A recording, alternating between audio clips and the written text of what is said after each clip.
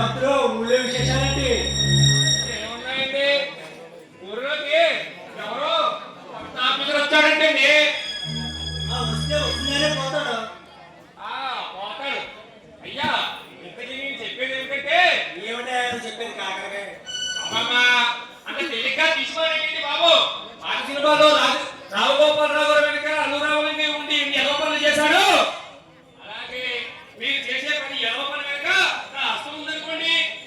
మంచి పని చేస్తాడు ఒక్కడాడు, అదే చెడ్డ పని చేస్తాడు 10 మంది వెనకాల వస్తారు. నువ్వు చెప్పేది చెప్పయా? చూడండి మన ఊరికి ఎవరో కొత్త ఆఫీసర్ వచ్చారంట. వస్తుందంటే పోతాడే కంగారెందుకు?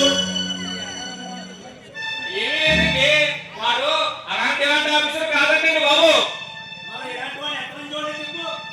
అయ్యా వాడు కాని వచ్చి మన పంచాయతీ లెక్కల్లో అవరోగం ఉన్నాయని బయటపడితే మీ జీవితం నా జీవితం స్వాహ.